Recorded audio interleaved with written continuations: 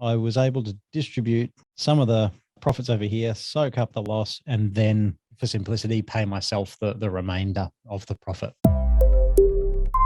The next one here is loss-making businesses. Now, this is a bit of a personal story.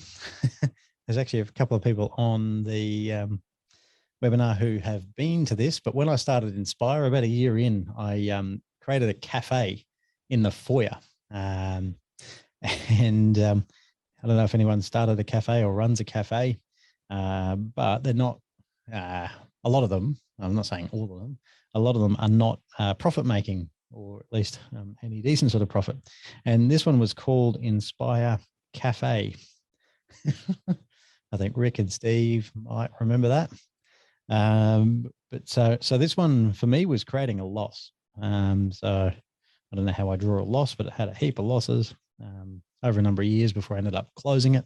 And over in the accounting firm, it wasn't making massive amounts of profits, but because it was the first few years of the accounting firm and it was trying to support this, but it was making some profit. And from both entities, they were separate legal entities, both had their own companies and trusts separate.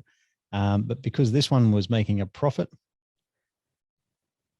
and the cafe was making a loss, I was able to distribute some of the profits over here, soak up the loss, and then pay, for simplicity, pay myself the remainder of the profit. So, so that's how you can actually distribute from a profit-making entity to a loss-making entity. And you can distribute from I'll draw the pictures of these. So a trust to a company works, or a profit-making trust to a loss-making trust. So you can do either of those two combinations. You cannot have a loss-making company distribute to anything. That does not work, because a company does not distribute its profits like a trust does.